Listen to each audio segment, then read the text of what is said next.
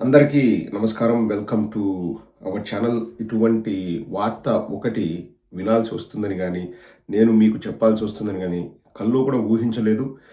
ఇవి జరుగుతాయని కూడా నేను అనుకోలేదండి. కానీ ఏదైతే జరగకూడదో అదే జరిగిందన్న అనుమానాలు సర్వత్రా వెల్లడవుతున్నాయి. ముందుగా 2 విషయాలండి. ఒకటి డేట్ మే 9 గుర్తుపెట్టుకోండి. డేట్ మే 9, 2026. రెండవది పోలీసుల్ని మన తెలుగులో రక్షక భటులు అంటారు. గుర్తుపెట్టుకోండి, రక్షక భటులు. గాదె సాయి కృష్ణ అనే వ్యక్తి ఆచూకీ కనపడట్లేదు అని చెప్పేసి సాయి కృష్ణ వాళ్ళ అమ్మగారు కన్నీటి పర్యంతమై మీడియా ముందుకు వచ్చేసి తమ గోడు వెళ్ళబోసుకున్నారు. ఒకసారి సాయి కృష్ణ గారి అమ్మగారు ఏం మాట్లాడుతున్నారో వినండి. హృదయ విదారకమైన మాటలండి. తట్టుకోలేని వాళ్ళు దయచేసి చూడకండి. చాలా చాలా బాధ అనిపిస్తుంది. చాలా అనీజీగా ఉంది అమ్మగారి మాటలు వింటే. ఒక్కసారి ఆవిడ ఏమంటున్నారో వినండి. నా భర్త పేరు గాదే నాగేశ్వరరావు. నాకు ఒకే ఒక కొడుకు గాదే సాయి కృష్ణ. గత 9వ తారీఖు పోయిన నెల 9వ తారీఖున కృష్ణలంక స్టేషన్ నుంచి 2 కానిస్టేబుల్ మా ఇంటికి వచ్చారు. వచ్చి నా చేతిలో ఉన్న ఫోన్ తీసుకొని నిన్ను కృష్ణలంక సీఏ గారు నాగరాజు గారు రమ్మన్నారని చెప్పి తీసుకొచ్చారు. ఉదయం 11 గంటలకి. నేను వెళ్ళిన తర్వాత లోపల నన్ను పిలిచి నీ కొడుకు ఎక్కడా అని అడిగాడు. అడిగితే మా అబ్బాయి ఇక్కడ ఉండట్లేదు కదా, అయ్యా వెళ్ళిపోయాడు కదా అన్న. అంటే ఏమన్నాడు ఆయన, నీ కొడుకుని చంపేస్తా, నీ కొడుకు చచ్చిపోయాడు అనుకో, ఆడ ఆసుపత్రికో నువ్వు వెళ్ళి బయటకు వచ్చావు అన్నాడు. నన్ను నాకు భయం వేసి ఏంటయ్యా అలా అంటున్నారు, అలా అనమాకండి, నాకు ఉన్నదాడు ఒక్కడేనయ్యా, ఎన్నో కష్టాలు పడి బతికించుకుంటున్నాను, అనమాకట్లా అయ్యా అన్న. వెళ్ళిపోను ముందు అన్నాడు. ఎందుకు ఆయన కోపం తెప్పించడం పక్కకు వచ్చి కూర్చున్నాను. ఆ తర్వాత కాసేపు 1:30, 2ంటికి వెళ్ళిపోమ్మా అన్నారు పక్కనోళ్ళు. ఇంటికి వచ్చేసేసారు. ఇంటికి వచ్చి నా ఫోను ఇంటికాడ నా చేతిలో ఫోన్ లాక్కున్నారు సార్. వీళ్ళు కానిస్టేబుల్స్ ఇద్దరు నా ఫోన్ లాక్కొని ఇక్కడికి వచ్చేసారు. స్టేషన్ కి తీసుకొచ్చేసారు. నన్ను తీసుకొచ్చిన తర్వాత సార్ గారు ఇలా అన్నాక నాకు నీరసం వచ్చి, అయ్యా అలా అనుమానం అయ్యా నా బిడ్డని అని చెప్పేసి నేను ఎన్నో బాధలు పడి పెంచుకుని వచ్చాను అయ్యా అని చెప్పి నేను చెప్పుకున్నా. ఆడు చచ్చిపోయాడు అనుకో వెళ్ళిపో అన్నాడు. నేను ఏడ్చుకుంటా పక్కన కూర్చున్నా. 15 రోజుల తర్వాత ఫోన్ ఇవ్వండి అయ్యా, నా పిల్లోడు ఎక్కడ ఉన్నాడో నేను ఫోన్ చేసుకుంటాను, నా ఫోన్ ఇవ్వండి అయ్యా అన్న. ఫోన్ ఇవ్వండి అయ్యా అంటే నా ఫోన్ ఇవ్వాలి. 15 రోజులు తిప్పించుకున్న తర్వాత ఇటయ్యా నేను వెళ్ళి ఇవ్వండి అయ్యా ఫోన్ అంటే అవన్నీ అందులో అన్ని నా కొడుకు ఫోటోలు తీసేసి ఒట్టి ఫోన్ ఇచ్చి కనిపించా. ఏంటి నువ్వు నీ కొడుకు చచ్చిపోయాడని చెప్పానుగా, ఎందుకు వస్తున్నావు నువ్వు అన్నాడు. అయ్యా నాకు భయం వేసి నేను ఉన్న చోట్ల అన్ని ఎత్తుక్కున్నా, నాకు ఎక్కడ దొరకలా, నాకు ఎక్కడ కనబడ. ఆఖరికి నిన్న గవర్నమెంట్ హాస్పిటల్ కూడా వెళ్ళి మాసులో చూసుకున్నాను. ఆ అమ్మగారు విపరీతంగా ఏడ్చి సొమ్మసిల్లి పడిపోయారండి ఆ ప్రెస్ మీట్లో. ఆవిడ ఏడ్చేది నేను చూపించలేను. ఒక అమ్మ, ఒక మాతృమూర్తి తన కొడుకు ఎక్కడా అని వెతుకుతూ ఒక గవర్నమెంట్ హాస్పిటల్ మార్చరీకి వెళ్ళి కూడా నా కొడుకు శవం అక్కడ ఉందేమో, శవాన్నైనా తీసుకెళ్తా అని చెప్పేసి మార్చరీకి పోయి వెతకడం అంటే ఒక్కసారి ఊహించండి. ఆ అమ్మ పడుతున్న ఆవేదన, తనకు కొడుకు కోసం ఆమె పడుతున్న ఆరాటం. ఇది ప్రజాస్వామ్యమా? మనం ప్రజాస్వామ్యంలో ఉన్నామా? చాలా చాలా దారుణం అంటే దారుణమండి. నేను భగవంతుని ఒకటే కోరుకుంటున్నాను, సాయికృష్ణ తిరిగి రావాలని మాత్రం కోరుకుంటున్నాను. ఒక అమ్మ ఎంత బాధపడుతుందో, ఒక్కగానొక్క కొడుకంట. మే 9వ తేదీ పోలీసులు అరెస్ట్ చేసి తీసుకెళ్లారని చెప్పేసి ఆమె చెప్తున్నారు.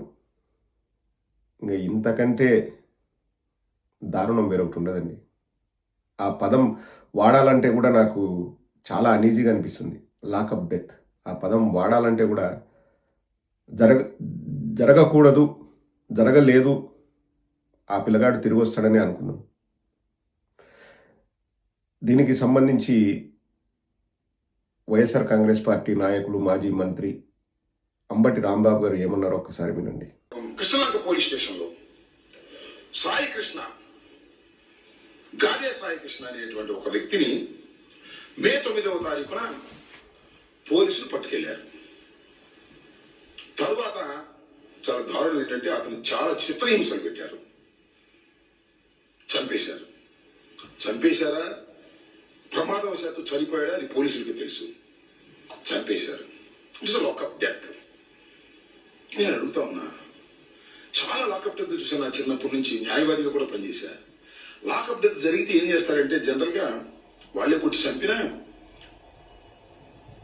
వాడే ఉరికి చచ్చిపోయాను లేదా గోడ దూకి చచ్చిపోయాను, మా ప్రమేయం లేదనో చెప్పి బాడీని తీసుకెళ్లి తల్లిదండ్రులకు అప్పచెప్తారు పోస్ట్ మార్టం చేసి. ఈ కేసు చాలా పెక్యూరియర్ కేసు. బాడీ లేదు, ఆ బాడీని వారే దహనం చేశారు, పోలీసు వారే. అంటే బాడీ ఉంటే ఆ బాడీని తీసుకువెళ్లి పోస్ట్ మార్టం చేస్తే ఎందుకు చనిపోయాడో అర్థమవుతుందనే ఉద్దేశంతో పోలీసులే ఆ డెడ్ బాడీని అతి జాగ్రత్తగా తీసుకువెళ్లారు.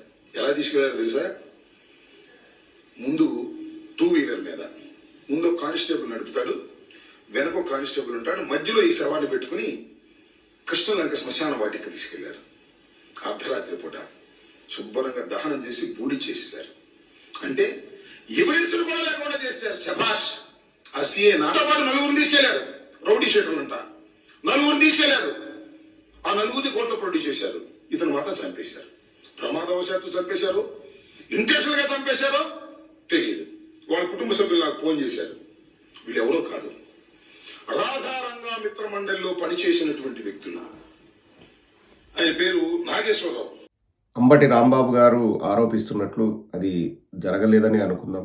కానీ జరిగుంటే మాత్రం అండి ఇంకా ఇంతకంటే దారుణం, ఘోరం మరొకటైతే ఉండదండి. గత 2 ఏళ్లలో నాకు తెలిసి ఇంకా అన్ని దారుణాల కంటే మించిన దారుణం ఇది. ఒకవేళ అది జరిగింటే రౌడీ షీటర్ కావచ్చు, తప్పు చేసిండొచ్చు. చంపే అధికారం ఎవరిచ్చారు పోలీసులకి? ఒకవేళ జరిగింటే నేను చెప్తున్నానండి, చాలా చాలా దారుణం. నెల రోజులైంది మానవ హక్కుల సంఘాలు వాళ్ళు, అలాగే బార్ అసోసియేషన్ వాళ్ళు ఆ అమ్మ తరపున కోర్టులో హెబియస్ కార్పస్ పిటిషన్ దాఖలు చేశారు. 29 లోపల సాయికృష్ణను కోర్టు ముందు హాజరుపరచాలని చెప్పేసి కోర్టు ఆర్డర్ ఇచ్చింది. అసలు నెల వారం రోజులైందండి, ఆచూకీ లేదు అంటే ఏం జరిగిందనుకోవాలి? ఎర్రబుక్కు రాజ్యాంగం అంటే ఇదేనా? నేను ఎన్నోసార్లు నా వీడియోలో చెప్పాను, ఇంతకుముందు గూండాల్ని, రౌడీల్ని ధమ్కి ఇవ్వడానికి, బెదిరించడానికి వాడేవాళ్ళు ఇప్పుడు నారా లోకేష్ బలవంతంగా పోలీసులతో ఆ పని చేయిస్తున్నాడు. ఇది ఎన్నోసార్లు మేము చూసాము. నాకు ఎంతోమంది వైఎస్ఆర్ కాంగ్రెస్ పార్టీ కార్యకర్తలు వాళ్ళ బాధలు చెప్పుకున్నారు, ఎన్ని ఇబ్బందులు పడ్డారు పోలీస్ స్టేషన్లో, ఎంతగా అవమానాలు ఎదుర్కొన్నారు, నేలపైన పడుకున్నారు, కొట్టించుకున్నారు అని చెప్పేసి నేను ప్రతి వీడియోలో వీలున్నంత వరకు నేను చెప్తూనే ఉన్నాను. ఈరోజు రెడ్ బుక్ రాజ్యాంగంలో కొత్త అధ్యాయం మొదలైనట్లుంది. ఇంకా కొట్టడం మాత్రమే కాదు, చంపడాలు కూడా జరుగుతాయి అన్నట్లు చూస్తున్న కథనాలు తెలియజేస్తున్నాయి. ఇది చాలా దారుణం అండి. నేను నిజంగా అంటే ఏ ప్రభుత్వమైనా కానీ, ఇక్కడ రాజకీయం అని కాదండి, ఏ ప్రభుత్వమైనా కానీ మనం ఎక్కడికి వెళ్తున్నాం? రాతియుగం వైపు వెళ్తున్నామా మనము? ఒక వ్యక్తిని చంపే అధికారం ఎవరికీ లేదు. ఒకవేళ అతను భయంకరమైన తప్పులు చేసింటే కోర్టు శిక్ష వేస్తుంది. మరీ అతను సమాజానికి ప్రమాదకరం అయితే కోర్టు ఉరిశిక్ష వేస్తుంది. ఉరిశిక్షనే మన వాళ్ళు రద్దు చేశారు. ఎందుకు రద్దు చేశారు? అది తప్పు అని చెప్పేసి మన శిక్షాస్మృతి చెప్తుంది. ఏ రాజ్యాంగంలో ఉందండి లాకప్లో వేసి కొట్టి చంపాలని? ఈరోజు వస్తున్న వార్త, నేను లేటెస్ట్ న్యూస్ పేపర్ వార్త చూస్తే అందులో వాళ్ళు క్లియర్గా చెప్తున్నారండి. ఈరోజు మార్నింగ్ వచ్చిన వార్త ఇది. లాకప్ డెత్ అయినా అతడి ఆచూకీపై సందేహాలు, బతికే ఉన్నాడా లేక లాకప్లో బలయ్యాడా అని అనుమానాలు, సూత్రధారులు టీడీపీ నేతలు, పాత్రధారులు పోలీసులు. చంద్రబాబు రెడ్ బుక్ రాజ్యాంగంలో పోలీసుల మరో అరాచక పర్వం. సాయికృష్ణను తన ముందు ప్రవేశపెట్టాల్సిందేనని హైకోర్టు ఆదేశాలు. దీంతో ఈ వ్యవహారాన్ని పక్కదోవ పట్టించేందుకు సర్కార్ కుతంత్రం.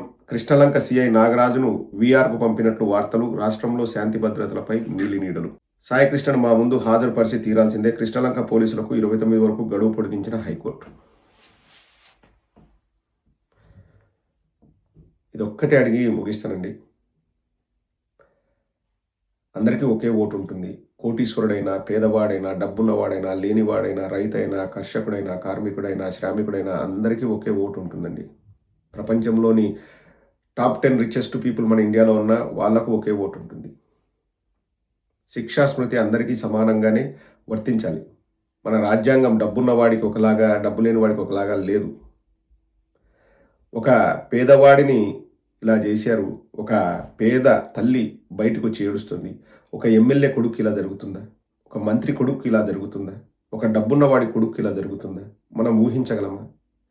పేదవాడి ప్రాణం అంటే అంత చులకన భావన అండి. పేదవాడంటే అంత చులకన భావన. చేతులు లేస్తాయి, కాళ్ళు లేస్తాయి పేదవాడిని చూస్తని. ఇంకా మనది ఏ విధంగా అభివృద్ధి చెందిన దేశం అవుతుందండి? అందరికీ ఒకే రకమైన న్యాయం వర్తించినప్పుడు ఏ విధంగా మనది అభివృద్ధి చెందిన దేశం అవుతుంది? ప్రతి ఒక్కడు ఇటువంటివి చూసినప్పుడు ఒక పౌరుడిగా సిగ్గుతో తలదించుకోవాల్సిన పనులండి ఇవి. ఇటువంటివి జరుగుతాయని నేను కల్లో కూడా ఊహించలేదండి. నాకు చాలా బాధగా అనిపిస్తుంది ఆ తల్లి మాటలు వింటుంటే. ఇది ఇది సమాజం కాదు. మనం ఒక మంచి సమాజంలో బతుకుతున్నట్టు కాదండి. నారా లోకేష్, నీ ఎర్రబుక్కు రాజ్యాంగంలో కొత్త అధ్యాయం నువ్వు తెరలేపోయాము. ఇటువంటివి చెయ్యకు లోకేష్. వద్దు. ఇది మంచి పద్ధతి కానే కాదు.